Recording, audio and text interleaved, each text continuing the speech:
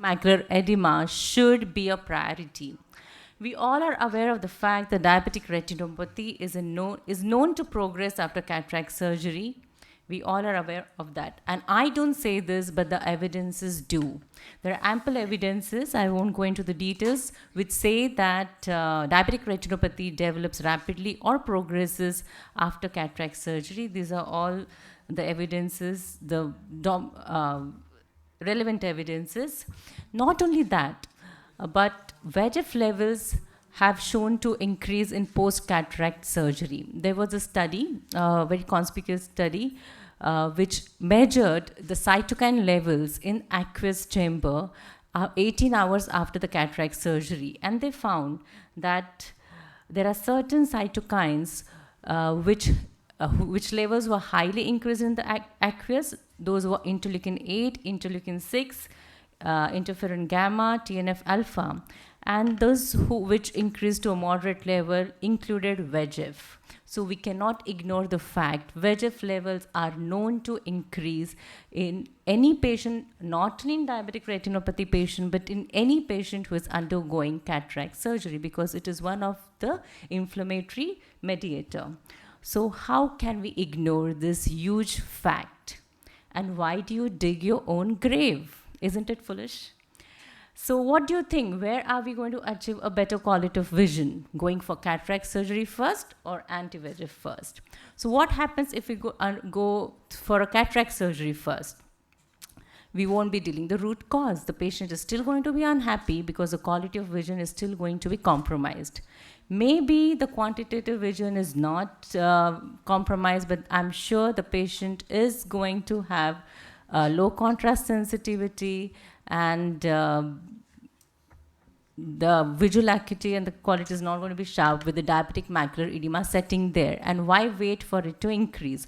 On the other hand, if we get the main culprit out, which is the diabetic macular edema, and then do a cataract surgery peacefully, we achieve a complete win-win situation, a satisfied and a happy patient, and a relieved surgeon. And while doing this, we need to be aware of facts like the HbA1c levels, if any coexisting nephropathy, duration of diabetes, grade of diabetic retinopathy, any cardiovascular comorbidity, anemia, and the compliance of patient. Who knows if the patient will return back to get the retinopathy treated? So it's better to treat the main culprit and the treatment demanding disease first, because cataract can be handled anytime. I don't think I need to defend more, and the debate is done. Thank you. So I think Vardhaman was the first speaker, so I give chance to the female panelist to defend. So we just have time for rebuttal. Okay. So Vardhaman, please. She says that she was defending something, and the only sentence that stood out for me from the whole presentation was "Don't be a fool." So Vardhaman, I your think question. as you have seen, she has put up so much of data and so many interleukins 6, 9, 10, 11, 12, 15, because when you can't convince somebody, you can confuse people. Yeah. So I think that is exactly what she is trying to do. Your response to that, Shrutika? Well, facts speak for them. I don't need to confuse people.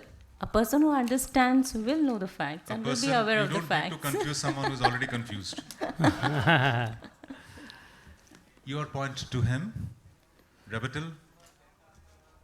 So, the person who wants to get confused will stay in a confused state of mind.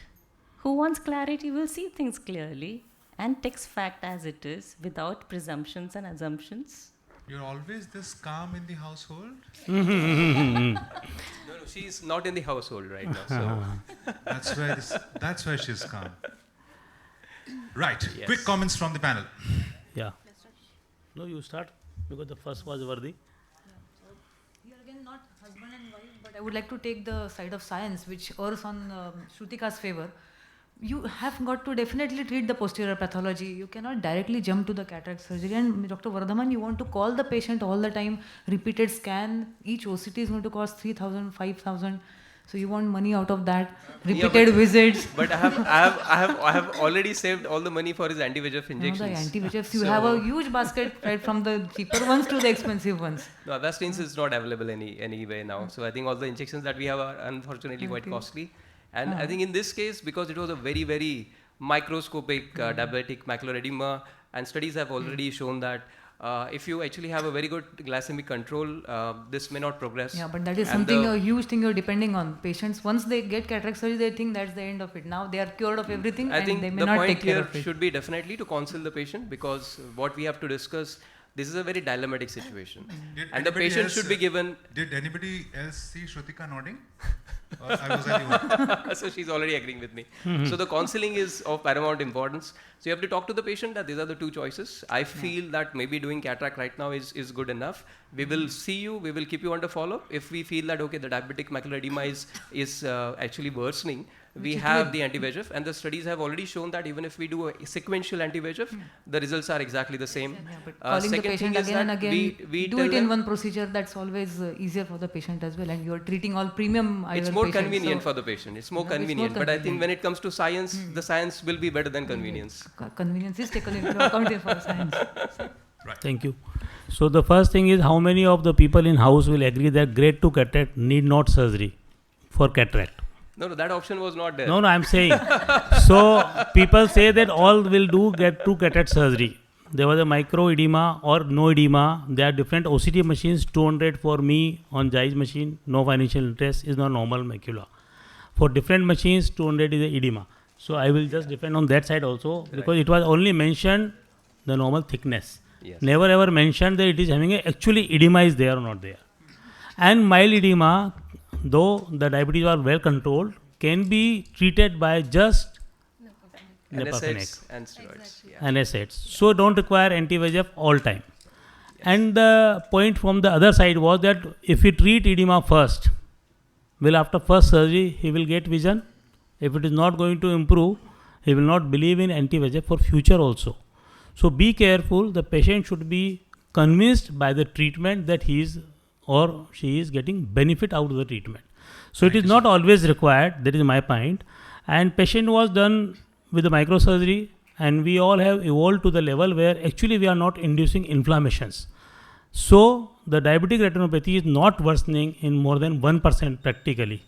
The data may be old when the diabetic patients were actually deteriorating, but in present scenario they are not deteriorating. Though our moderator has given the hint in the beginning itself, the always who will win is known to you. So it is the science that who will win is decided by the science. So she may win, but scientifically, if you talk like ophthalmologist, not as a male female, not as a husband wife, I think cataract surgery need to be done first. Thank you, sir. Yes, Shrutika is nodding again. So I she think agreed to me. Thank you. Being Thank you not so a wife, much. she agreed to me. That was an excellent opening section that really sets up the house on fire. Thank you. You can go and occupy your seats. Thank you so much.